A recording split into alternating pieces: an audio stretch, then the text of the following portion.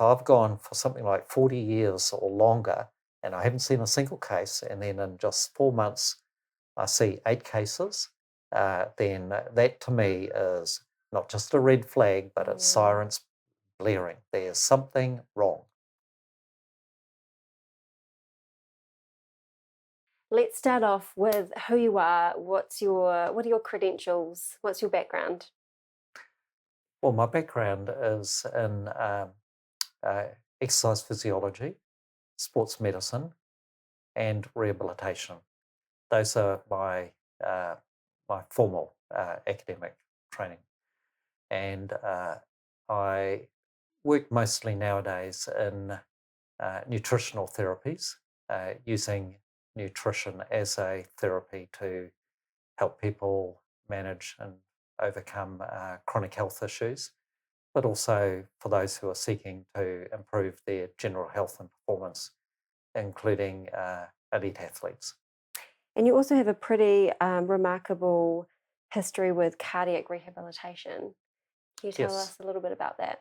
yes. So in 1972, when I first went to Otago University, I got a job working with Professor Ted Nye and a cardiologist named Stan Woodhouse uh, in running or setting up the Phoenix Club, which was the first cardiac rehabilitation, exercise based rehabilitation program anywhere in the world at that time, as I understand it. And it was basically taking mostly men who had suffered heart attacks, strokes, uh, suffering from basically cardiovascular related diseases, and using exercise as rehabilitation. Up until then, if somebody had suffered a turn with their heart, uh, the therapy was initially bed rest and then not much more than that. And so this was very revolutionary, and it has since gone all around the world. So that was my first real experience, and I've maintained a special interest in that area ever since. When I did my postgraduate sports medicine studies, I wrote a paper on sudden death in athletes, and have since written a number of articles on things like heart problems in athletes, sudden cardiac death in older athletes, and so on. So quite an extensive background So over many years. you're an expert in your field then. I would say I have a better knowledge than most, and certainly plenty of experience. Have you, in your entire career, have you ever seen any cases of myocarditis and pericarditis in any of your patients? Well, I've seen plenty of cases of coronary heart disease, cardiomyopathy, peripheral vascular disease, and so on. Uh, but until about 4 months ago, I can't recall ever coming across a single case of myocarditis or pericarditis. I didn't really know what they were. Not one single case They're incredibly rare. in the past 4 months. What have you seen? 8 cases, 8 cases. yes. And 4 of them in people who I have been working with previously, either as general clients or as athletes. And so this has been very disturbing. And in your professional opinion, why are you seeing this number of people come to you with these heart conditions? Well, it's clearly, I think, clearly related to the mRNA vaccine. The COVID vaccine. Absolutely. And in some cases, the events, not just the heart problems, but other problems which I've also seen, have coincided remarkably with having had either the first or the second vaccine. Wow. And so these people are coming to you. What are they saying when they come to see you? Well, some are not saying anything. They're coming here and they're crying, very upset. Uh, if you can imagine somebody who is extremely fit and healthy, who overnight finds that even trying to do a brisk walk and their heart is over 120 beats per minute. A slight jog and they're hitting 200 beats per minute. And you're talking about people who may have actually represented their province as high performance athletes. So it's incredibly distressing. Or the young woman who can't get off the couch, who has to be wheeled to the toilet because of having such a weak heart. A young mother as well. And young mother, Mm. yes. Are these people coming to you having been diagnosed from their doctors? Yes.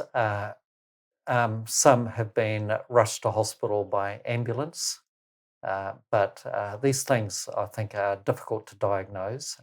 We're talking about rare, supposedly or once rare events, which are probably difficult to diagnose, and you've got to be able to, you've got to give the right test for it to start with. And if you do the wrong tests, you're not going to come up with the right diagnosis for a start. But also, it may take a very long time. It may take months or even years before the true extent of the damage is really known. I think the best thing is to look at the person, question them carefully, look at their signs and symptoms, monitor things like their heart rate, look at what happens when they stand up, when they sit down, what's their blood pressure doing, their pulse rate, and so on. And that gives a very good indication of whether or not something's amiss. And it's especially powerful if I've gotten similar measures, perhaps over the years. One of the people affected, I've been assisting him. It would be at least 20 years. Wow. So And you now know he's his got heart medical problems. history. Absolutely. Did he have any problems prior Nope. to the vaccination? Bloody good athlete. Very fit runner, competitive. Absolutely. No problem at After all. the first or second, when did he start declining? First, After the first. yes.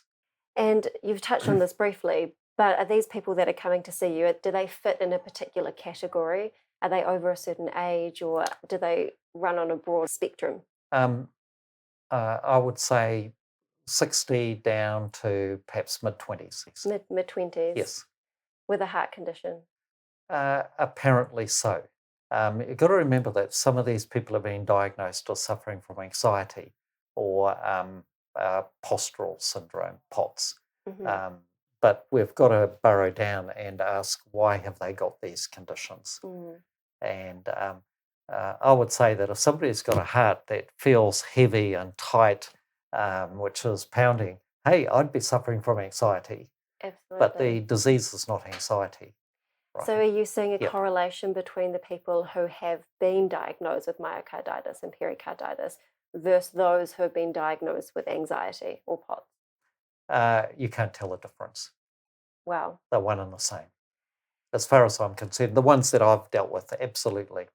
And we're certainly, if we just talk to others, talk to people in our community, talk to other health professionals, I'm not alone. I have thought that maybe I'm a lightning rod, maybe I'm attracting these people, perhaps I am, but if I've gone for something like 40 years or longer and I haven't seen a single case, and then in just 4 months I see 8 cases, then that to me is not just a red flag, but it's sirens blaring. There's something wrong. So let's go back. When was it? August, September, you started seeing this trend. Yeah. What else did you start seeing at that time? I think the best part of 2 years of people just being bombarded with stress. The stress of wearing masks, of seeing people in masks, of driving down the motorway and seeing signage about COVID and so on. And then the lockdown happened, and I saw this. We suffered this flood of people coming through with stress-related ailments. So stress, if it goes on long enough, it will eventually manifest as physical and mental health problems. Mhm. And that's what we've started to see. And then we got hit by the second wave, and that was the vaccine injuries. So we had the first wave that hit us, which was the stress-related ailments, and it was sort of like, thank goodness we're through that. And then we started getting these vaccine-related injuries, allegedly vaccine-related. All coincidence, but very coincidental. Okay, and that's the heart problems, but also problems affecting the nervous system, and also the reactivation of old ailments. And some of these, some people who I'd been working with for years. So the reactivation, cold sores, not just on the lips, but on the really unusual on the face. The reactor, 2 cases of shingles and chronic fatigue syndrome.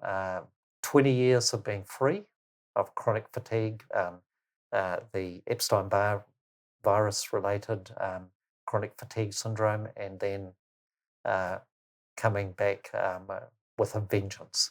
So you're seeing a reactivation of dormant problems in people coming back after having the vaccine. Yes, and also gut issues, presumably people with like gut ulcerations, chronic gut infections that the immune system has been able to keep under control. This has been one of the concerns about this mass vaccination program is the possible reactivation of old diseases or benign conditions. Some of these people are people who I've been looking after nutritionally to deal with things like chronic gut issues, under control, no problem, and then bang, back again. What are the major red flags for you when you see what's going on and you look at the status quo and you look at the issues that your patients are having? Obviously, they're being ignored and they're not being taken seriously by the government. What are the major red flags for you, and what do other people need to look out for? First of all, people have had hammered in them that these are completely safe and completely effective. And with the result that somebody can have a jab and feel sick the next day and not connect.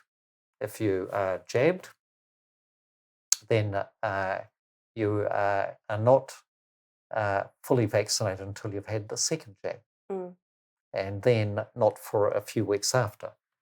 So if you suffer any adverse reactions within that period, you are classified as one of the unjabbed. Right. Okay, so that completely distorts the statistics. What do people need to do if they notice a correlation between the both? Well, it's not just heart conditions, it can be any health condition under the sun, gut issues, reactivation of conditions like shingles, chronic fatigue syndrome, and that's all to do with the weakening of the immune system. Anything that weakens the immune system will allow these diseases to so-called escape. But the vaccine is meant to create antibodies to help boost the immune system. So when you get COVID, I you don't can think fly through it. I don't think it's doing that very well. I think I should say here that this is not an anti-vax presentation.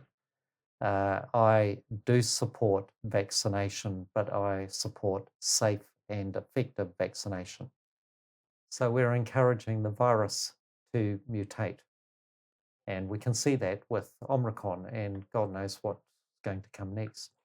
And a lot of the evidence now shows that you can still catch and spread COVID whether you're vaccinated or unvaccinated.